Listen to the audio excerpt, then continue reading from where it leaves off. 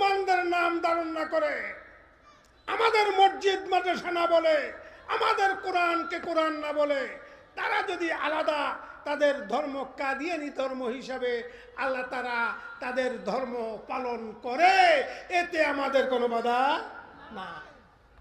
ব্যাপারটা বুঝতে পেরেছেন?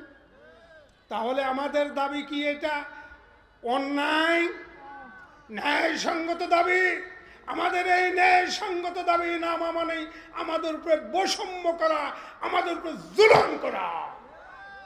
তাই বৈষম্য রক্ষার জন্য না বৈষম্য দূর করার জন্য এসেছেন? বলেন, কি করার জন্য? রক্ষা করার জন্য, দূর করার জন্য? বৈষম্য দূর করার জন্য। বৈষম্য মানে জুলুম। তাই এই জুলুম আমরা আর বরদাস্ত করতে পারি না। অতএব অবিলম্বে কাদিয়ানীদেরকে অমুসলিম ঘোষণা করা হোক।